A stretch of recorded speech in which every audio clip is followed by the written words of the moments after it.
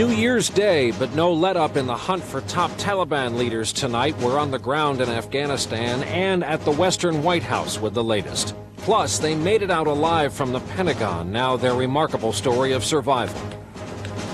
Inferno, raging fires threatening one of the world's most beautiful cities tonight, but are the flames an accident? In depth, day one, new year, new laws around the nation, from your taxes to tattoos, and why is Congress getting a pay raise?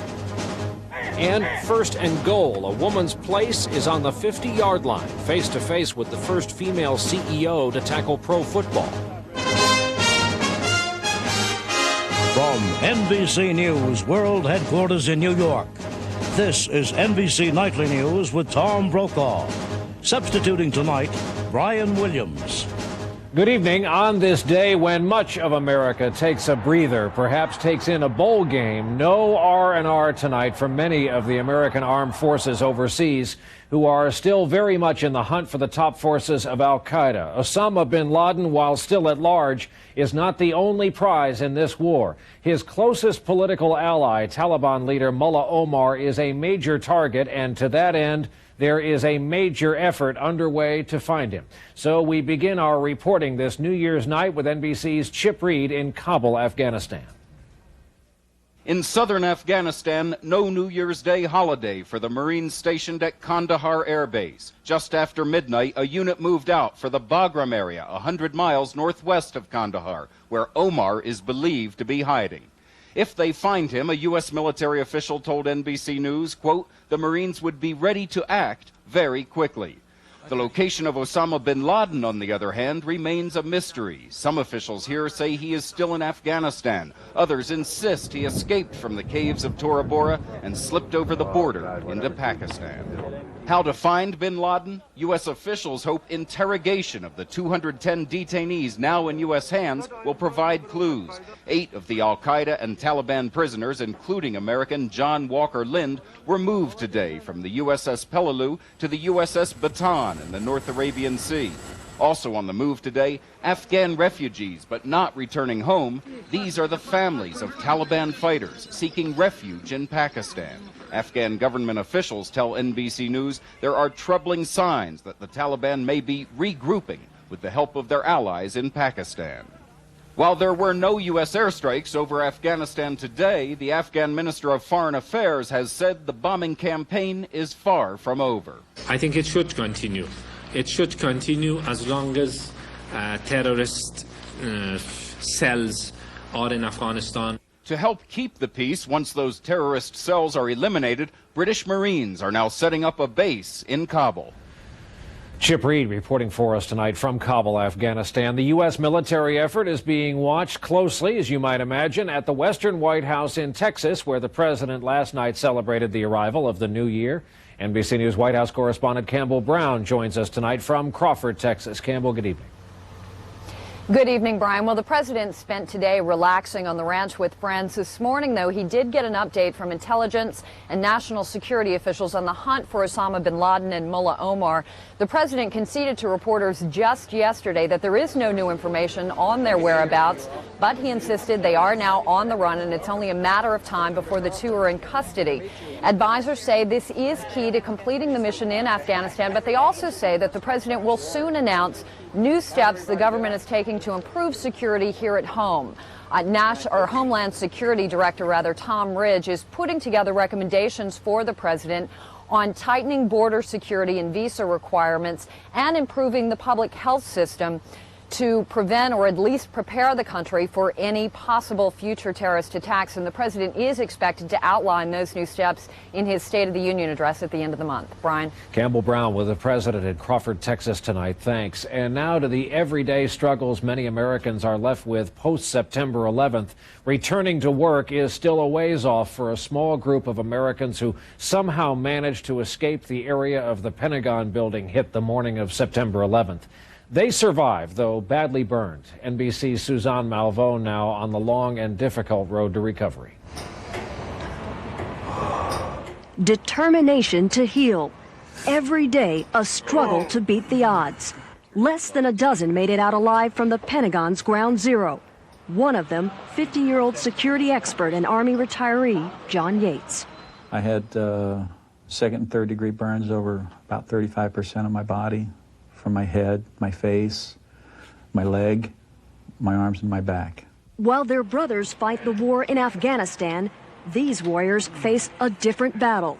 Their successes measured in increments. First time I picked up a fork and fed myself. Good morning. John's journey to recovery begins on the way to the hospital, his route taking him right past the Pentagon and the memories of that day. I thought I was going to die. But John is moving on, literally leaving those images behind. His rehabilitation full-time, skin grafts, scalding wax dips. This is the toughest part? This is the toughest part. Torturous exercises to restore his hands' full range of motion. You know, it's the no pain, no gain portion of it. They call themselves the Pentagon Seven survivors of the September 11th attacks, who will spend the next several years coming here to the Washington Hospital Center to heal their burns and mend their lives. More than physical wounds tended to, lifetime friendships forged here.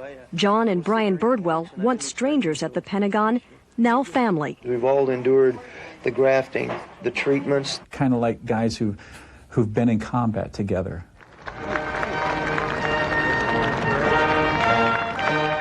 Now winning the fight through recovery milestone moments for both. For Brian, passing the Olympic torch at the Pentagon. So it's my second time back, but it's great to be home. This is where I work. For John, smaller victories, not so small at all. It was a milestone when I could put my arms around my wife and hug her. This holiday, no New Year's resolutions, just a new outlook on life. Suzanne Malveaux, NBC News, Washington. In Australia tonight, there is a palpable sense of fear in one of the world's great cities. For more than a week, hot, dry weather and high winds around Sydney, Australia, have fed the flames of one of the worst fires in that nation's history. Now, as NBC's Dana Lewis reports, the so-called Black Christmas fire is at the city's doorstep. Sydney ringed by fire. Tonight, flames reaching 60 feet high, racing into the suburbs of the city. 200 homes and their residents evacuated today as a wall of fire raged, now just 9 miles from the city's famous Harbour Bridge, lit up by New Year's Eve fireworks. The police came around and said, if you're going to evacuate, it's now or never. Make up your mind. We suggest you leave or you might be cooked. The blanket of smoke over Sydney so thick, planes taking off from the international airport barely visible. Some flights delayed and diverted to other airports. The intense smoke that we've got everywhere make it very difficult for observation aircraft to get a clear indication of where the fire lines are. In some parts, at least, it makes water bombing with aircraft very difficult. Already 740,000 acres swept by flame, 100 separate fires burning. Residents on rooftops tried to water down their homes with water pumped from swimming pools. But in this case, the fire changed direction and moved in from behind. The fire started burning December 25th, now being called Australia's Black Christmas, many of them thought to have been set by arsonists. 8 people arrested, including 3 15-year-old boys. 150 homes outside Sydney have been destroyed. Anne Bondelet's mother got out of their home just before it went up in flames. And then we come down this morning and that's it. Nothing left, all gone. The bushfires have killed many animals. Tonight, many more injured or on the move as the fires spread inside city limits. The grim forecast calling for high winds, no rain or relief in sight. Dana Lewis, NBC News, London. And still ahead as we continue from New York this New Year's Day, NBC News in depth. A new year means new laws, including some big changes for American taxpayers. And later on in the big leagues, the first ever woman CEO of an NFL team. And our nightly news question tonight, how many women CEOs are there in all of the Fortune 500? The answer a little bit later on. But first, New Year's Day around the world and a chilling tradition on the Tiber River in Rome.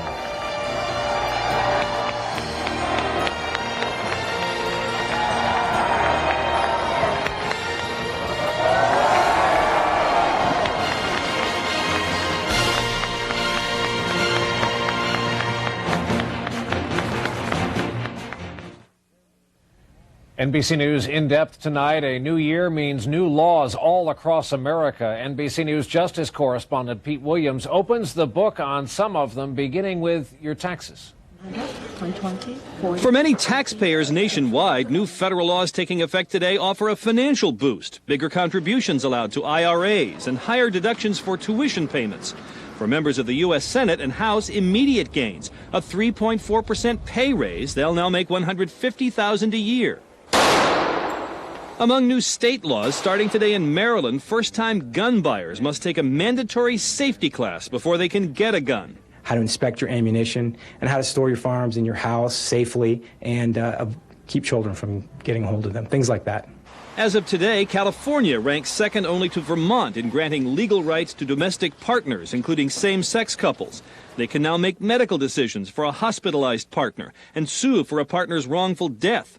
Some critics say the state legislature made gay relationships equivalent to marriage, but a gay rights advocate says the law only equalizes some legal rights. It will allow families that are gay in California to better take care of each other. Beginning today, new restrictions on teen drivers in Texas. Full license privileges gradually phased in. No driving after midnight, for example, for those under 18. Teens need more time behind the wheel before they venture out onto the road on their own. In Oregon and California, a new law requiring car booster seats for children up to 6 years old or 60 pounds. Without them, safety advocates say small children face a higher risk of head and neck injuries in a crash. Another new California law further limits smoking, banning it in all public playgrounds. Among the more unusual laws, Pennsylvania now makes it a crime to drive with a loaded paintball gun, punishable by fines or jail time. In Arkansas, anyone under 18 needs a parent's permission before getting a tattoo or body piercing. And starting today, don't try pretending to be a sheriff in South Carolina. That could now get you 30 days in jail. Pete Williams, NBC News, Washington. Coming up as we continue our special series here, Learning to Hate, two men whose personal pain turned them from enemies into peacemakers. But first, a look at the New Year's Day in China, celebrated at the greatest of Chinese symbols, the Great Wall.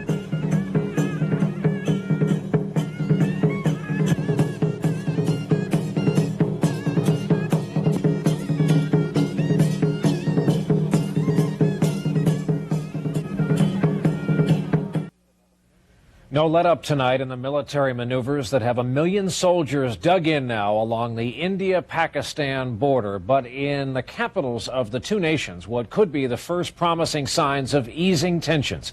India's prime minister said his country is open to dialogue with Pakistan, for starters, and a spokesman for Pakistan's president said the two leaders will likely meet next week at a regional summit. President Bush's Middle East envoy, Marine General Anthony Zinni, will fly to Israel again on Thursday, still trying to work out some kind of a peace deal, but Zinni is not alone. In our special series, Learning to Hate, NBC News correspondent Hoda Kotb reports tonight on two fathers whose work may not be as publicized as Zinni's, but whose personal stake in a lasting peace there may be even greater. In the land of an eye for an eye, two fathers on opposite sides of the battle, united by the same fate. I felt bitterness and grief. I don't know why it's happened to me, but it happened. Ronnie Hershensen's 19-year-old son was one of 21 soldiers killed when a suicide bomber blew himself up north of Tel Aviv. Everything that I feel, I taste, I eat, is for him and with him. He's part of me. He never left me. Further down on the Mediterranean shore, another father in Gaza, another horror story. They called me, and I also heard the news on the radio. Nasser Agha's son was a Palestinian police officer keeping the peace in Ramallah when a demonstration erupted. They say he was shot and killed by an Israeli bullet.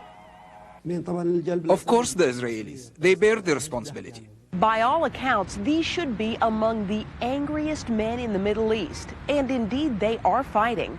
But not against the enemy. They're fighting for peace. And they're doing it together. I lost my son, but I didn't lose my head. They're part of a group of Israelis and Palestinians called Pains of Peace. Parents who lost children to the ongoing conflict are doing something most of their leaders now refuse to do. They sit down and talk. If we can sit together and talk, Why shouldn't they? They didn't get hurt like us from the conflict. Why shouldn't they sit and talk together? I sit with them because they too have gone through the pain and suffering. But this group is a tiny minority. Even meeting isn't easy. Last week, they were prevented from entering the West Bank. Nasser is not allowed out of Gaza. Still, they are not giving up. Nasser says that while his firstborn was killed, he has 8 other reasons to keep trying. I call him the martyr of peace. I hope that he will be the last martyr. And that is the paradox. Ronnie and Nasser want their message to get out, but these parents in pain don't want their membership to grow. Hoda Kotb, NBC News, Tel Aviv. We'll take a break. We'll be right back with the story of one powerful woman and 11 very strong men in a rough and tumble business. But first, New Year's Day, London, the annual parade getting a head start on Queen Elizabeth's Golden Jubilee, celebrating her 50 years on the throne.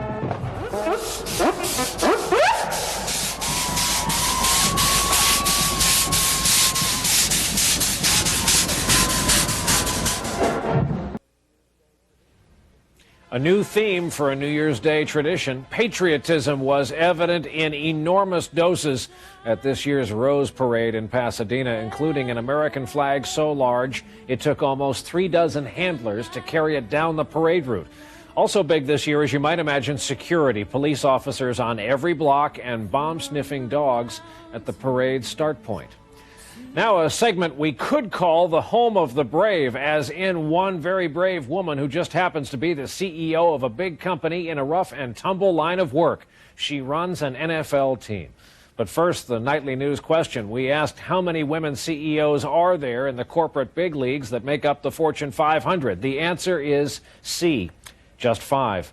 The team in question here is no pushover. The Oakland Raiders are known for their swagger. The men in black and silver with a pirate on their helmets with an eye patch, no less. And what about that woman in charge? Here is NBC's Ann Thompson. This is how Amy Trask relaxes, steering 1,100 pounds of horse to go where she wants. Her diversion from her day job. President and CEO of the 21,000-pound Oakland Raiders. Ready for another season? Either you're a Raider or you're not a Raider. Either you can do the job or you can't. Amy Trask might appear to be an unusual choice to head up the notorious renegades of professional sports. I'm an outlaw.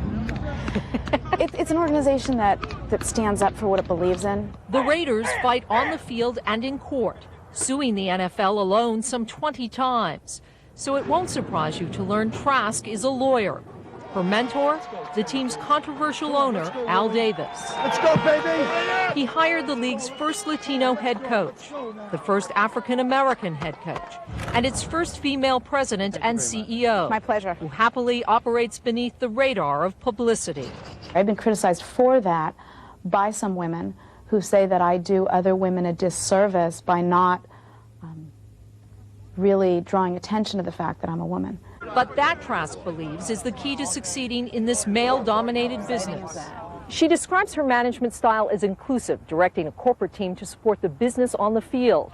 And it's an organization that's not big on labels. So much so, Trask says she can't remember the day, let alone the year, she was appointed CEO. I would say it was sometime between 1995 and 1997. About 10 years after the rabid fan joined the team. So wrapped up in the Raiders, this bride waited until a game ended before walking down the aisle.